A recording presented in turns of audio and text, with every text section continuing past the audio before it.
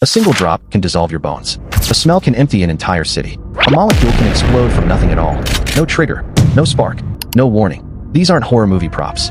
They're real, and scientists still can't fully explain some of them. Every single one on this list has already put someone in a hospital, an evacuation zone, or a grave. Let's count down the 5 most dangerous chemicals ever created. Number 5. The molecule that explodes for no reason.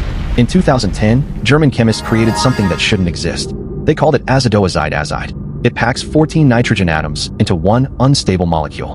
Nitrogen atoms crave a bond so strong, it's nearly unbreakable in nature. But in this molecule, that bond never forms. 14 atoms, trapped, desperate to escape. So the molecule looks for any excuse to explode. Touching it can set it off. Moving it can set it off. Even light can set it off. Scientists sealed it in a shockproof case. In total darkness. Completely untouched. It exploded anyway. For no reason anyone has ever identified. Researchers admitted its sensitivity was beyond their ability to even measure. They called the discovery exciting. Most chemists call it a miracle nobody's lost a hand yet. Some researchers think even microscopic vibrations in the room could set it off. Others suspect it might react to nothing more than a shift in air pressure. Nobody can confirm it, because getting close enough to study it usually ends in an explosion. Every attempt to map its full structure has been cut short the same way. A blast, followed by a very careful, very nervous cleanup. There's still no complete data sheet on this chemical, because collecting more data keeps destroying the only sample they have.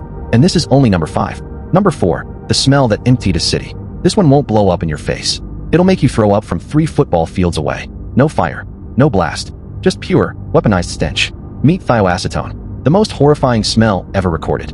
One drop can be detected half a kilometer away. In the 1960s, a single vial cracked inside a lab. People 200 meters away started vomiting on the spot. They had no idea what hit them. But the worst outbreak happened decades earlier. 1. A factory in Germany. A chemical reaction gone wrong. The smell spread through the streets within minutes. Entire neighborhoods started retching. The city had no choice. They evacuated everyone. Not because of fire. Not because of poison. Because of a smell so violent it felt like an attack. Scientists still won't touch this chemical today.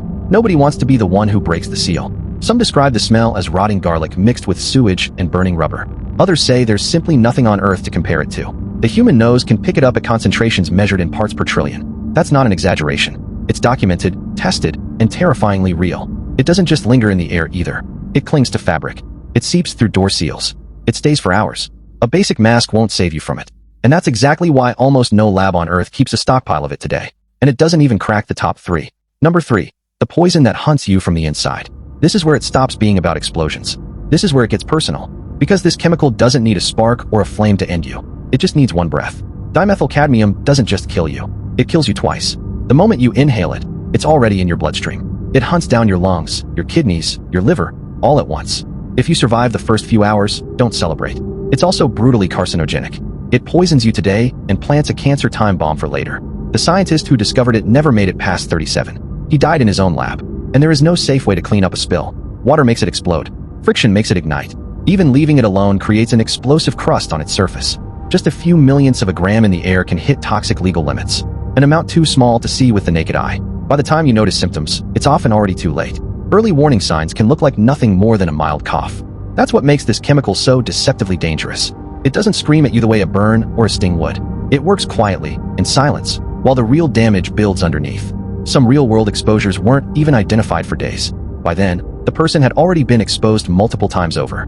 Modern labs that still handle it treat every session like a bomb disposal. Sealed suits, isolated airflow, zero room for error. One small mistake here doesn't mean an injury. It means a death sentence on delay. And we haven't even reached the chemical that scared the Nazis. Number 2. The weapon even the Nazis were afraid of. Germany, 1939. A secret bunker on the Polish border. Behind reinforced walls, scientists were manufacturing something they didn't dare name openly. They gave it a code name instead. Substance N. It ignited the moment it touched air. It exploded the moment it touched water.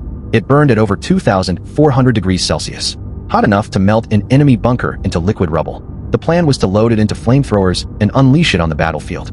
But after testing it, the scientists went silent. Even they were horrified by what they'd made. Production was shut down, not because of ethics, because it was simply too dangerous to control. Today we call it chlorine trifluoride. It can burn materials that don't normally burn at all.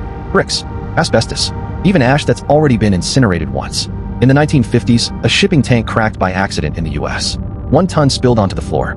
It burned straight through solid concrete, then through a meter of dirt and gravel underneath.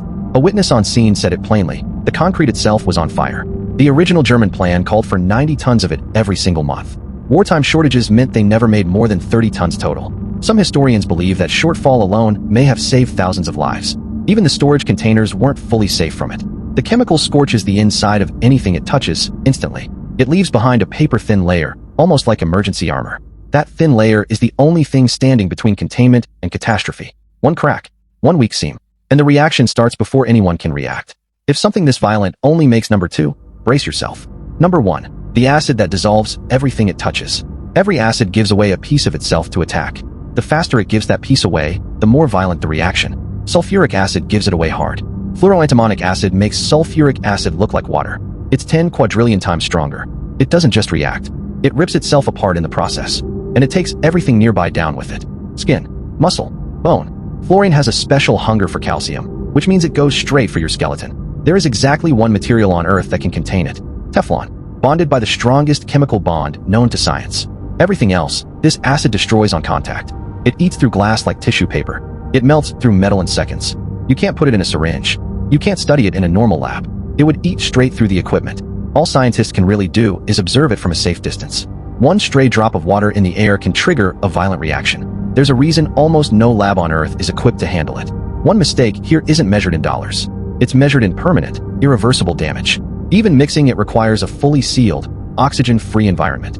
A single stray molecule of moisture can trigger a violent, uncontrollable reaction. Chemists who've handled it describe every session the exact same way.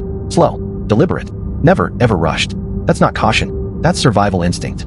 Some scientists believe even more reactive compounds are still waiting to be discovered, sitting somewhere, untouched, simply because nobody's been brave enough to look yet. This acid sits at the very top of the list, not because it's the loudest, not because it's the smelliest, but because there is almost nothing on this planet it cannot destroy. 5 chemicals. 5 completely different ways to die. One explodes for no reason at all. One can empty a city with a single smell. One poisons you twice, silently, from the inside. One made the Nazis themselves back down. And one dissolves nearly everything on Earth. Right now, tiny amounts of these chemicals are still sitting in vaults, behind reinforced doors, under strict protocols most of us will never see, studied by people brave enough, or reckless enough, to get close to them. Every one of them started the same way. A scientist chasing a discovery, not a disaster. They were hunting for new fuels, new materials, new medicines, new answers. Nobody set out to build a monster. Sometimes the monster just showed up anyway. Sometimes the line between the two turned out to be razor thin. One miscalculation, one unexpected reaction. That's all it ever takes. So which one shocked you the most? Tell me below. I read every comment. And if this kind of thing terrifies you as much as it terrifies me, subscribe, because the next one is worse.